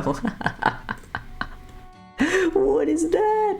What is this? It was closer when I did. What is this, chat? What did we do? What did I do to it? What the heck? Input into decimals can be tricky too. Yeah, it can. This is just... What if I change this? What if I like mess that up? I don't think I messed that up. I think that's fine. It's a literal wave. I know, I drew like little like kid waves. Wait, what if it's like 2? What if it's 2 up here? No, that's not it. It is 2 down at the bottom. Faux show. Because it happens over... It's supposed to be like a flat line. Why is it not a flat line? Why is it so high up as well? Oh, my 1/4 is in there. That's sad. Wait, maybe, okay, let me check my 1/4. Okay, let's see. Can we do an area of a triangle properly? My half period's right as well. Let me check an integral calculator. I just want to do like x cos n pi x over L. I know, a little weird, but, and we're gonna do from 0 to 1. Whoops, 1. It might give me something wacky zappy. Yeah. Oh, there's an ln? What the heck? Why? Oh. What if I just put a like an A in there? That's fine. It doesn't need to be like anything more than just an A. Let's see, A sine A plus A cos A minus...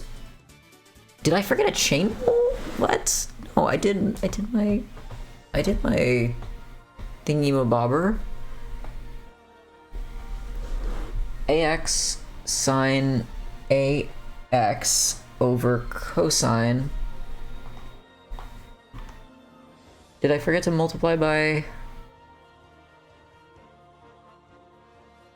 No, because I multiplied by... Yeah, so I did that one. So AX...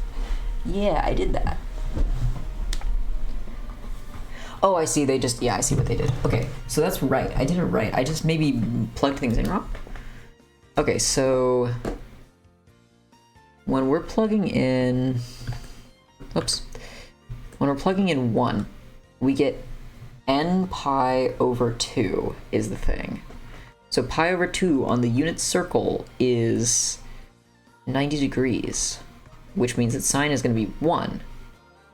So we get 1, but it alternates back and forth because as we plug in like different ends, right? It's gonna be like, okay, you get 1, you get pi over 2. Oh. Wait, I just realized it's not always gonna be that. Because if you plug in for pi over 2's, you're gonna get 0 sometimes. We never did an interval that was like, there's a pi over 2 in it.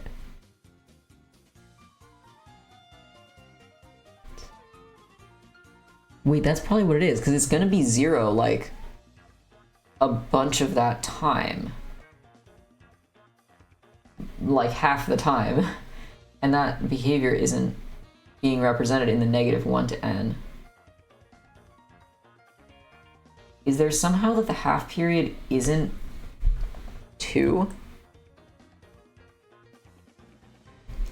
What if the half period was 1 somehow?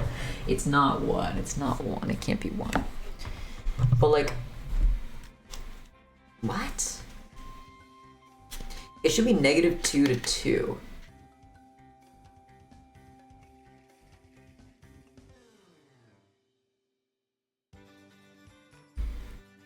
Wait.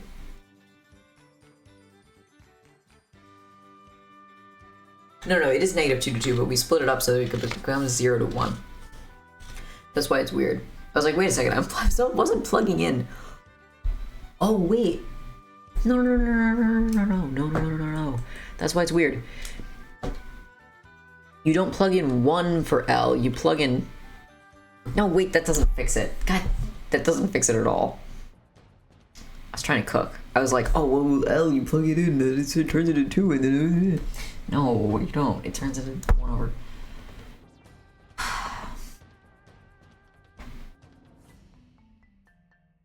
Yeah, I don't know how to deal with it being 0 sometimes. I guess you would have to say, like... I mean, I guess I could just leave it as n, x, n... Wait, yeah, what if I just left it? Sine n pi over 2. Like, it's not like that's illegal. I'm just gonna leave both of them, actually. Yeah, wait, what? Why am I doing that? Well, I mean, I know why I'm doing it, because it equals that, but like... Also, when you plug in 1... Oh, yeah. Yeah. I'm gonna leave it like that. And so then change this one to negative cosine n pi x over 2. And this one is sine n pi x over 2. Oh, it's getting a little squished there. Huh. Okay, let's try Desmos again. Hopefully this works. That's Discord, not Desmos. That's okay, that's Artfight Discord. Hope everybody enjoyed that. Okay, get rid of these, and this is gonna be... Let me get rid of that also. Ooh, that's interesting. Okay, so sine or cosine first? First one is sine n pi over 2.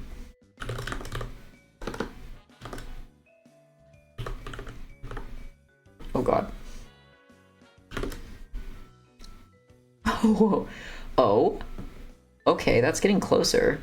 And this one is cos n pi over 2. Oops, 2. I don't know, I wrote EA. Games. Okay. We're getting closer to some type of line. This one is cosine n pi over 2.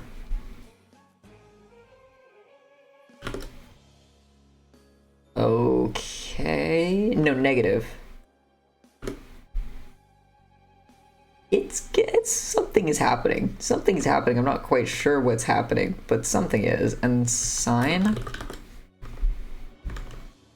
n pi over... Oh my god. My keyboard is rebelling against me.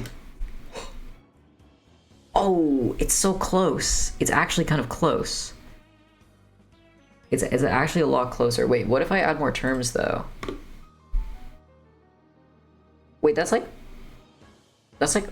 close.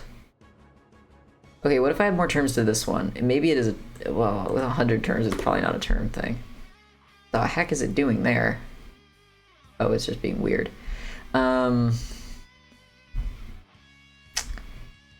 It's close. Some I 100 and cos rand x over 2. Some, like, from I, 1 to 100. I don't know if you're telling me I or not. I don't know if I can do random in Desmos. Oh, I can.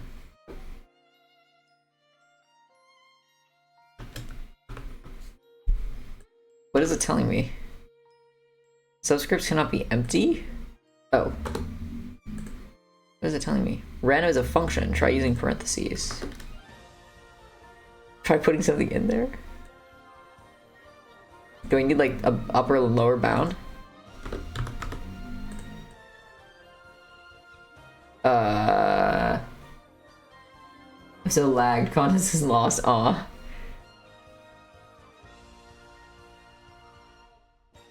It's okay. I don't know where this is wrong, is the thing. Maybe I can check my integration by parts for the other one. But I mean, if I did cosine, maybe, oh my god. Keyboard triple counting.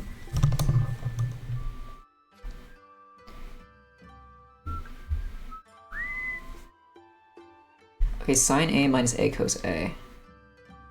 Sine A.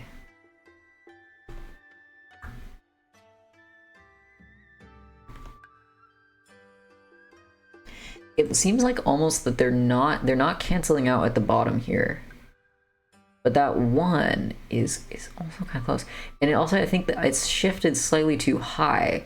Like this should be, this point here should be like, you know, on the 1. It shouldn't be like above the 1. But it kind of looks like it's, I don't know.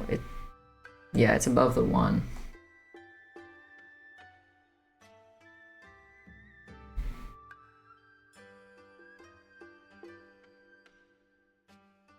N squared pi squared is good. The 1 over 4, I mean, yeah, oh my god, if I got the area wrong, that would be really silly. That'd be really silly, Chad. But now the slope isn't right either. Like the slope here, it has to be something I'm just like goofing.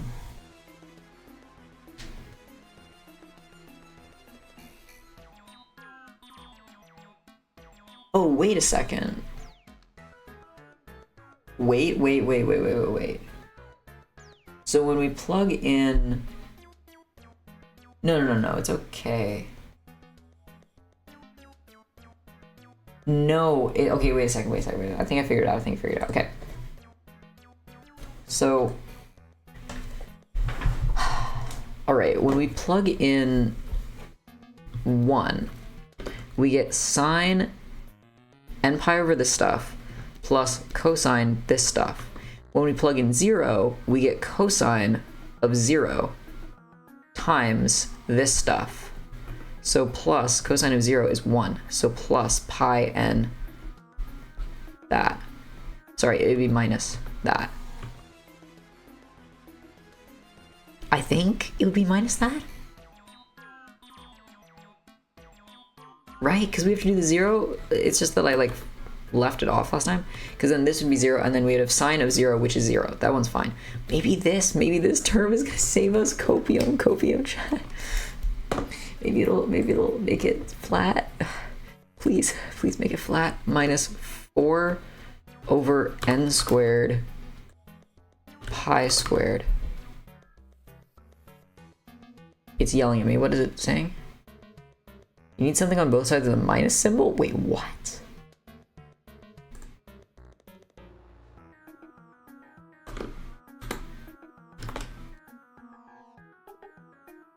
Wait, What is happening? I can't type a minus?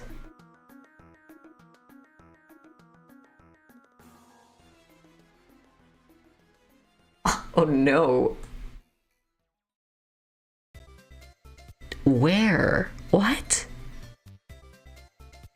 Wait, I'm so confused. Wait, but if I get rid of this term? No, it's also mad at me. Wait, what did I do that I like messed up on? This? No, because that can just be minus. Wait, literally, where is that? Oh no. Okay, I'm gonna copy the whole thing and I'm gonna paste it into a new thing.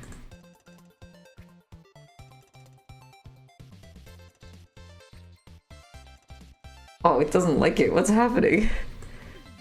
How did I bork it? It's not showing it anymore. I want to reload it, but I also don't want to reload it because, wait, if I copy that... Okay, yeah, it lets me actually copy it. I'm gonna reload this.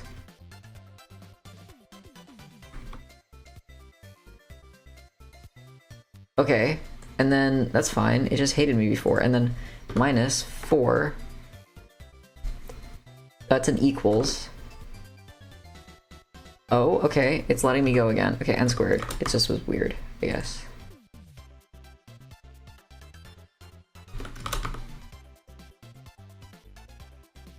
Oh my god, no. No, what did I do? Poggers! Poggers! Poggers! Okay, it's slightly shifted. It's slightly shifted. I messed up something on the area. Did I actually mess up area? Did I mess up this? It's like 1/6?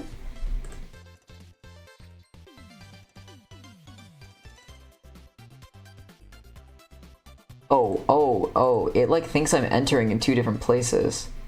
Oh no, oh no. Wait, but it's right though. It's right, it's right. Let's go, let's go. Did I just do the area of a triangle wrong? 1/2 base times height? Oh, okay, no, it's not 1/6. Is it 0?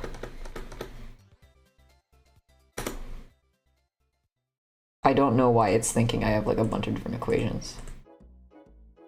I think it's not liking how long this equation is. I'm not gonna lie. Oh no, it was up way too high. No, now it's too low. Okay, so it has to be something. Wait, well, like, what is this at? 1.118? Wait, is there a squared thing in there that I'm missing?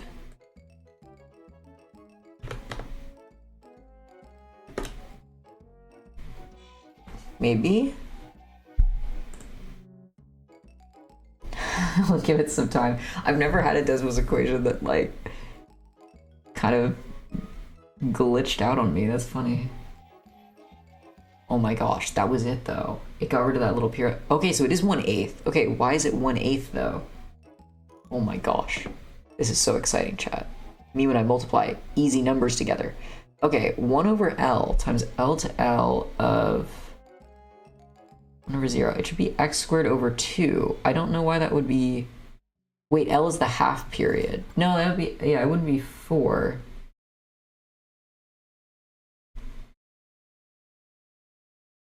I don't know about that one. That one's really strange to me. Why is it 1/8? What is wrong about... Maybe I'm doing my calculation for L wrong. Let me... Or not calculation for L wrong. What am I saying? What am I seeing? Calculation for A sub 0 wrong. Let me just look at this. Look at the beauty of this. Look at this. Awesome. Wait, it doesn't show the rest of it.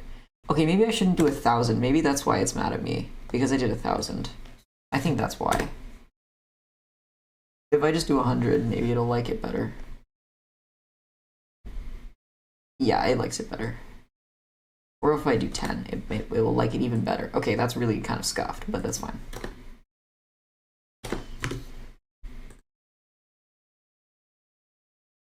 Oh my gosh, chat. Look at this. Look at this awesome function. Okay, it's a heat equation, we don't need that. Where's my alpha sub 0? My alpha sub 0 is... Yeah, 1/L. I don't know why. mean, 0 doesn't have any area, so like the only thing that has area is the triangle, and the triangle goes to x to 1, so it would be 1, right? X equals 1, and then you'd have 1, 1, and because x equals y, y equals x, and 1/2 base times height, 1/2 1 times 1 is 1/2. I don't know. Shrugs. That's funny. Let me play Blissville. I really wish I could do the differential, and now I feel bad I can't do the differential analysis stuff. Although this I can do, which is cool. Look at that funky little wiggly little guy. Oh my god, he's doing so well. I'm so proud of him. Sniffles. I could add a couple more terms. I feel like maybe like 40 terms is better. Yeah, 40 terms is probably like a decent. Oh, maybe 50. Yeah, it doesn't lag me out. I don't know why I mean, I do know why I was doing 1,000, because it was better. But look at that. Oh yeah. Oh yeah, so straight and awesome. Okay. The 1/8. Calculate A0 in a Fourier series. Equals 2b. What? What? Wait, what? Is there 2 in there? 2 over t? What? Wait, what? Wait, what? Oh, they split the integral in half. Okay, that's why they did that. I was like, what are they talking about?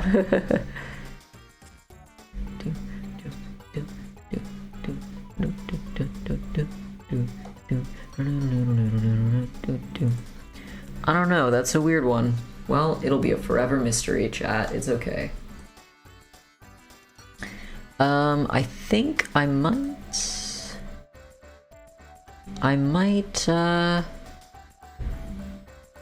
stop. Well, I kind of want to do the fluid, but the fluid is hard, chat. The fluid is hard. Me when the fluid mechanics is hard. I mean, I guess we can look at it a little bit more. We do sexy textbook reading? No. I have to announce that if we're doing sexy textbook reading. Maybe I just like, maybe we traipse through this a little bit. Let's do that.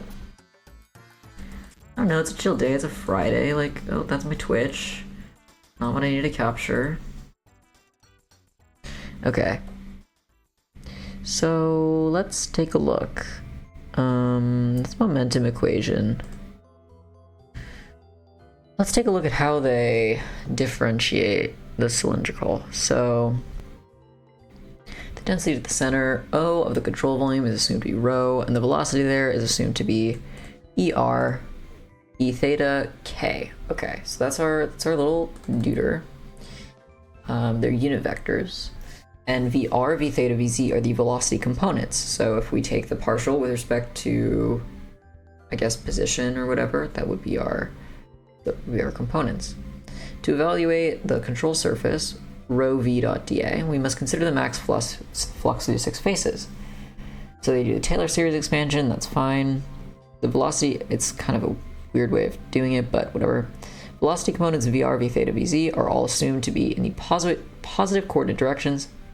We can see that the next net rate of mass flux out through the control surface is rho VR plus R d rho VR plus d theta. So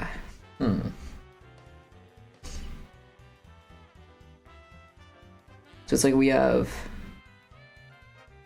rho in there. Why is this that? Why is that? Chat, why are they saying that? Why are they saying that, chat? But sure, that's the whatever. That's del operator, that's not. Where are they getting this from? It just says we see that. Like, I don't see it, bro. Show me something. The details on the mass flux evaluation are shown in 5.2. Okay, let's find table 5.2. Here we go. So inside is the density minus the change in the density over the radius over 2 times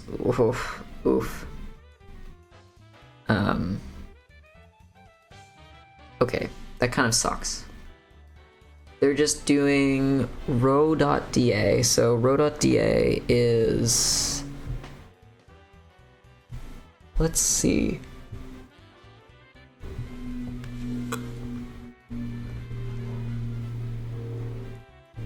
our rho.dA is going to be like VR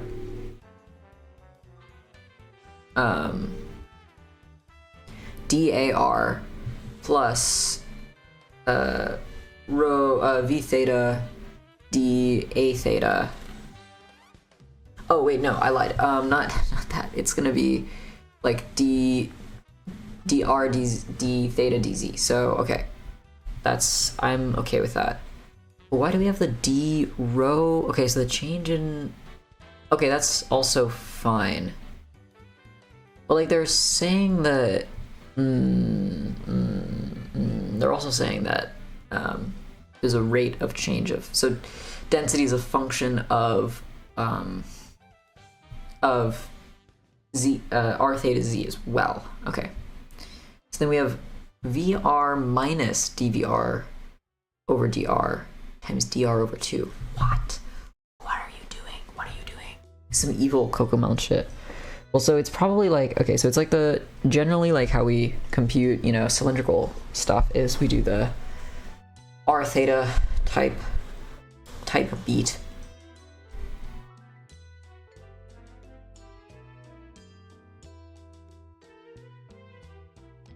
So, but like I don't really know. So this one is saying that it's r 0, and then this one just has theta, and this one has r dz, I guess.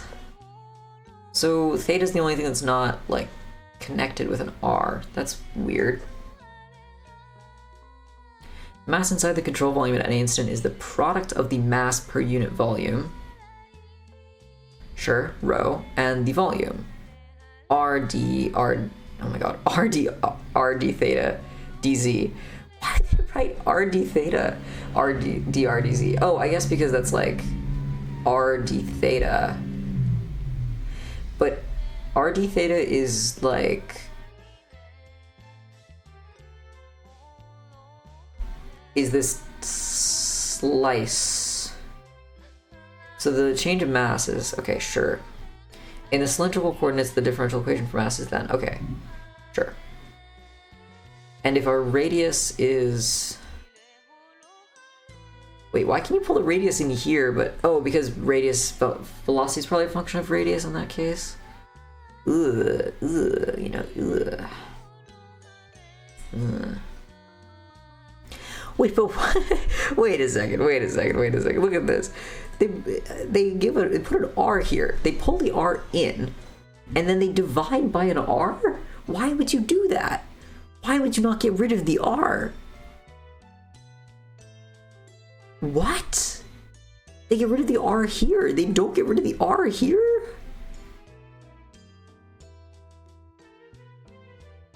There has to be a reason they do that? No, they don't. They just leave it there. What the what? That's weird. That's actually weird. Okay. It's del dot rho v, sure. But like,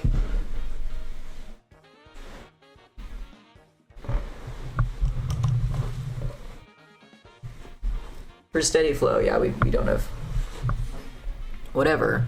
Incompressible, but that's fine.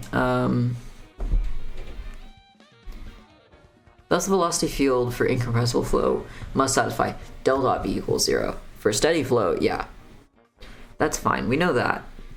But like, why did they leave the R? Like, what world would you leave that? Okay, maybe we just take a look at this. So one-dimensional radial flow. Consider a one-dimensional radial flow. So this is flowing like out from a center point, given by VR equals f of r and v theta equals 0. So this is literally just straight up like whatever. Determine the conditions required for the flow to be incompressible. Incompressible means that del dot v equals 0. So we say that, yep, del dot vt is equal 0. This is a steady flow. Or maybe it's not a steady flow. For incompressible flow, this reduces to equation whatever. We can get that like quicker equation. We can just also use continuity or a, you know, for cylindrical coordinates. So we basically get this term and we don't get steady, or we don't have any time derivatives. The given velocity field, the VR is v theta is 0, so this term is going to be 0, and this one dvdz doesn't change because it's one dimensional, so there is no z, so it's not going to be anything but 0. So then rv equals constant. Got it. So, oh wait, maybe this is a result we have to use. But this is radial velocity must be constant or a one-dimensional radial flow of an incompressible fluid.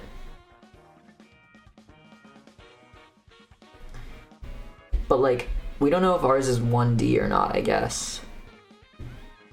Oh, also my textbook has a section on computational fluid dynamics, apparently. Look at this. I don't know if this is good. It might be bad. But the Euler method. Oh, I used the Euler method in my calculus class. That was something we just learned. I don't know if this is the strategy of CFT. Maybe this is. This might be sort of what you're talking about, like the theory stuff. Discretization using the finite difference method. This is just kind of mathy stuff, you know. We don't have to do this, but is that a spreadsheet? Yeah, this is numerical calculations. Yeah, this is Introduction to Computational Fluid Dynamics. If you want the book, it's Pritchard Fox McDonald's. Sorry, I know stream lag is lol. But I don't know if, I mean, this probably wouldn't this is not going to give you the theory to like write your own stuff. It's probably just going to be like, but it's probably a good bouncing off point for stuff. Yeah, like for turbulent flows, obviously you have to do that. My simulation used finite difference method. Oh, that's so cool.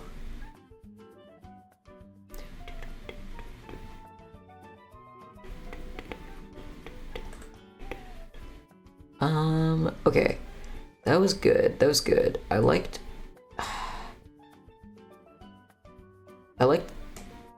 this, the problem they gave after. I think that was a good problem.